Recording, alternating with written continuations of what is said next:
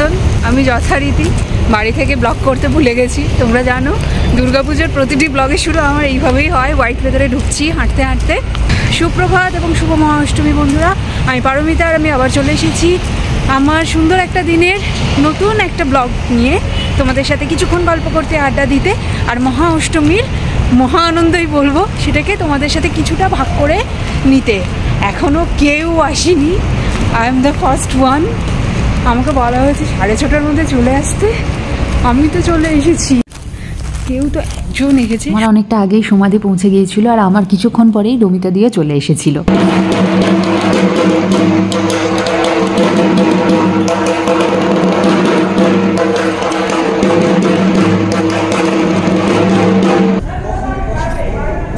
বাবা পিলারটা খুব বাজে হচ্ছে না, তুই আমাকে এটা দিয়ে করি না, তুই আমাকে দে, আমার অভ্যেস আছে।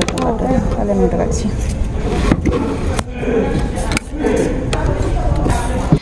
দুর্গাপুজোয় কি সব তিথিকেই মহা বলা যায়? দুর্গাপুজোর জন্যই কি মহা বলা হচ্ছে, নাকি এর কোনো আলাদা আধ্যাত্মিক তাৎপর্যও আছে? ঠিক কী বলা আছে শাস্ত্রে? চলুন আজ এই অষ্টমী তিথির সন্ধিক্ষণে সেটাই জেনে নিই। দুর্গাপুজো আজ শুধু আচার নয়, একটা সামাজিক উৎসবও বটে। আমাদের এখন এখানে ফল টল কাটা চলছে, নৈবেদ্য করে দেওয়া হয়ে গেছে, এখন ফল কাটা সমস্ত ব্যবস্থা চলছে। কিন্তু শাস্ত্রীয়ভাবে প্রতিটি তিথির নিজস্ব তাৎপর্য রয়েছে। বর্তমানে অনেক সময় প্রতিটি দিনকে মহা শব্দে অভিহিত করা হলেও শাস্ত্র কিন্তু সেটা বলে না। শাস্ত্র অনুসারে কেবল অষ্টমী এবং নবমী তিথি মহা বলে পরিচিত। রোজই তো আমার শাড়ির কীরকম লাগছে আমাকে সেসব দেখাই। আজকে অভিজিৎ ধুতি পড়েছে মহা অষ্টমীর দিন, তাই অভিজিতের সাজটাও তোমাদের সাথে শেয়ার করে নিলাম। যথারীতি পুজো নেওয়া হচ্ছে, আর এবছরে আমি মাকে যে বেনারসিটা দিচ্ছি সেটা হচ্ছে সাদা লালে। গত বছরে পুরো লাল রঙের বেনারসি দিয়েছিলাম, আর এবারে মায়ের জন্য সাদা লাল বেনারসি নেওয়া হয়েছে।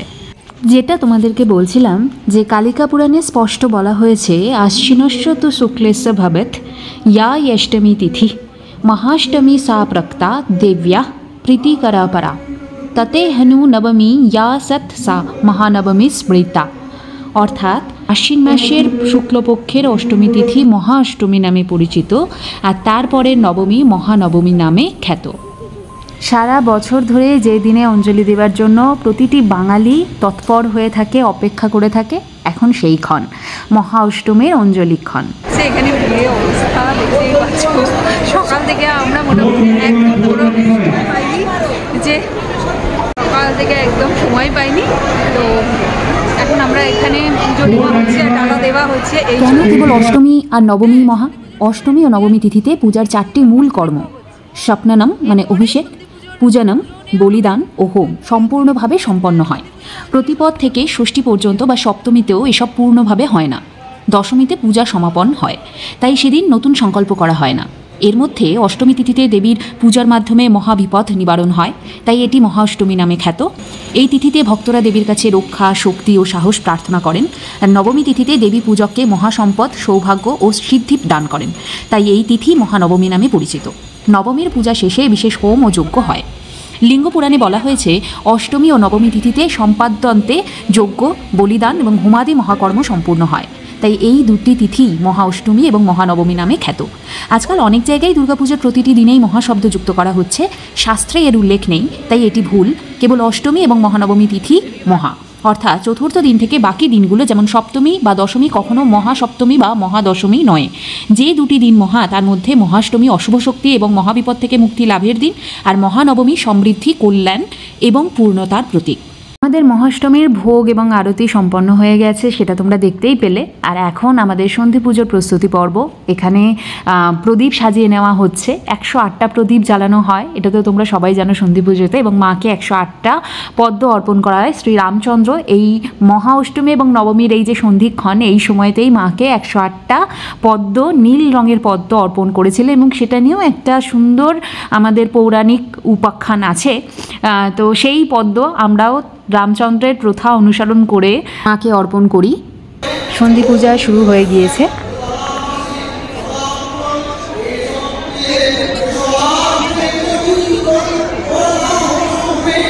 এখন মায়ের সন্ধি পুজোর যে ভোগ, সেই ভোগ আসছে।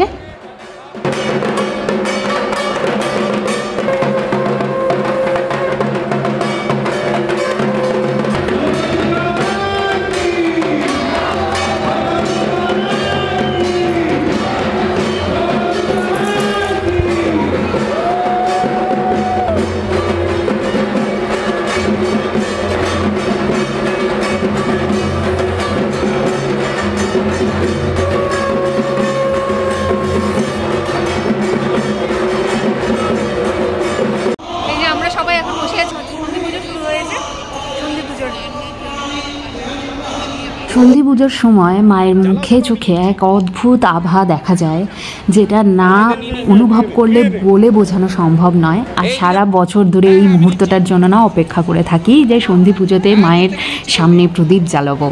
এই সময়ের যে অনুভূতি সেটা আমি কোনোভাবেই ভাষায় প্রকাশ করতে পারবো না, সেটা আমার চোখে মুখের আনন্দ দেখলেই তোমরা বুঝতে পারবে।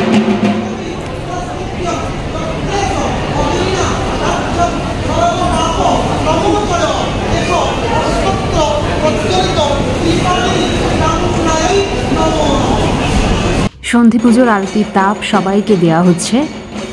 ঢাকের ধ্বনি, প্রদীপের প্রজ্বলিত শিখা, ঘণ্টা কাঁসুরের আওয়াজ আর তার সাথে চণ্ডীপাঠের মন্ত্র উচ্চারণ, সব মিলিয়ে এক স্বর্গীয় অনুভূতি।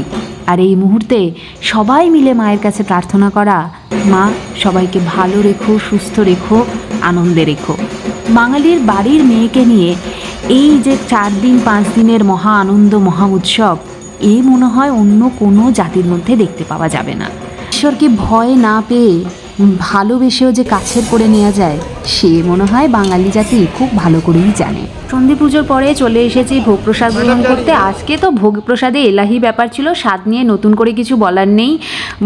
ভুনা খিচুড়ি থেকে সাদা ভাত, পোলাও, লুচি, ধোকার ডালনা, পটলের দোলমা, কি ছিল না। ভোগ নিয়ে নিয়েছি, এবার ভোগ খাচ্ছি, খেয়ে দিয়ে নিয়ে পরে কথা হচ্ছে। ভোগ প্রসাদ গ্রহণের পর বাড়ি ফিরে আর একটু ভিডিও করা হয়নি, এতটাই ক্লান্ত ছিলাম। একেবারে সেজে গুজে চলে এসেছি সন্ধ্যাবেলায়, এখন সন্ধ্যা আরতি চলছে। আর আজকে এই মহা অষ্টমীর দিনে আমাদের এখানকার স্পেশাল একটা সন্ধ্যা আরতি চলে, যেটাও আর কিছুক্ষণ পরেই তোমাদের সামনে আমি তুলে ধরবো। প্রত্যেক বছর অষ্টমীর দিনের এই সন্ধ্যা আরতি আর তার সাথে ধুনুচি নাচ এক অদ্ভুত পরিবেশ সৃষ্টি করে, অনেকটা বেনারসের সেই গঙ্গার ঘাটে সন্ধ্যা আরতির মতন এক অনুভূতি দেয় আমাদের মনে। আর যারা এত অবধি ভিডিওটা দেখেছো তাদেরকে অবশ্যই বলবো ভিডিওটা প্লিজ স্কিপ না করে শেষ পর্যন্ত দেখো। আমাদের আজকের অষ্টমী সন্ধ্যার মূল আকর্ষণ শোভন গাঙ্গুলির পারফরমেন্স, এরপরই হবে, বাকি আছে সেটা।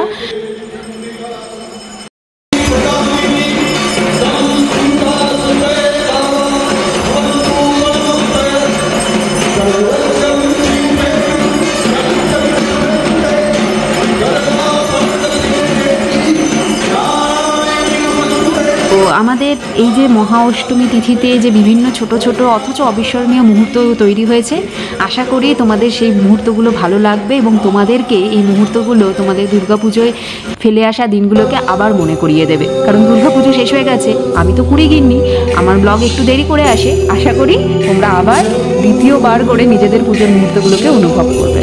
দেশের বিভিন্ন প্রান্তে এখন বেশ কিছু মানুষ বৈষম্যতার কারণে নিজেদের ট্র্যাডিশনকে কিভাবে ফলো করা যায় সেটার জন্য এক অদ্ভুত বিপ্লবে সামিল হয়েছে এবং অন্যের উপর নিজেদের কালচার, নিজেদের ট্র্যাডিশন থুপে দেওয়ার চেষ্টা করছে।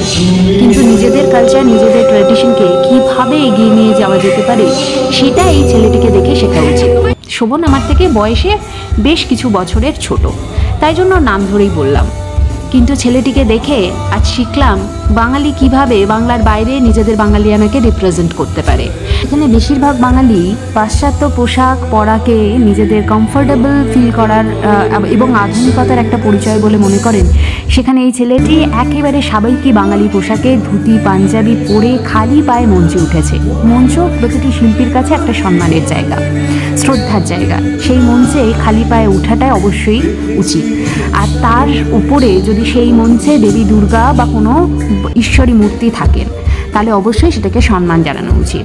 ছোটদের কাছ থেকে কে বলেছে কিছু শেখা যায় না? অনেক সময় ছোটদের কাছ থেকেও বড়রা অনেক কিছু শিখতে পারে, শুধু শেখার আগ্রহ আর মন থাকতে হবে।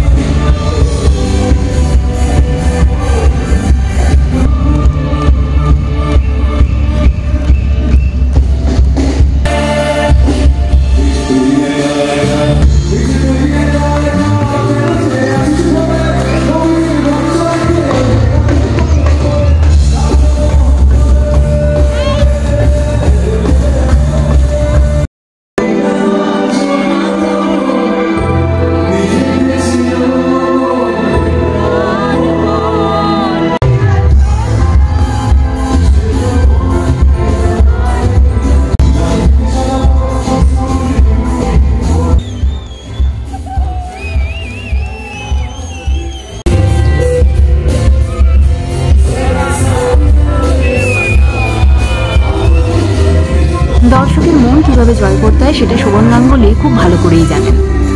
একেবারে পুরোনো দিনের গান থেকে শুরু করে রবীন্দ্রনাথ নজরুলকে ছুঁয়ে একেবারে আধুনিক গান, সব কিছু দিয়ে আমাদের মন শুধু নয় অনুভূতিগুলোকেও জয় করে নিয়েছিল।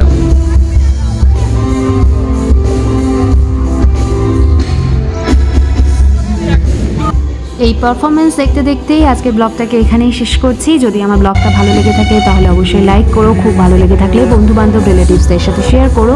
আর নতুন বন্ধুরা আমাদের চ্যানেলটিকে সাবস্ক্রাইব করতে ভুলো না, পাশে থাকা বেল আইকনটা অবশ্যই প্রেস করে দিও, তাহলে আমাদের আপকামিং সমস্ত ভিডিও নোটিফিকেশনস তোমরা পেয়ে যাবে।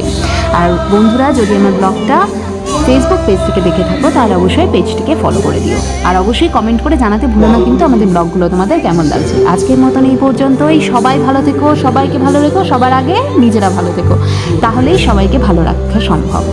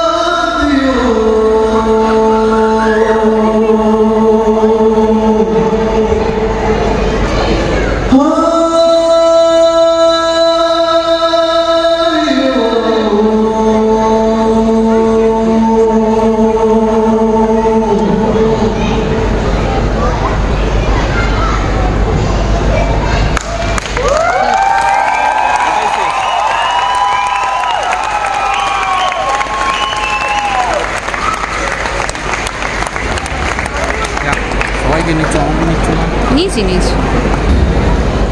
আমার দাদাকে নেওয়া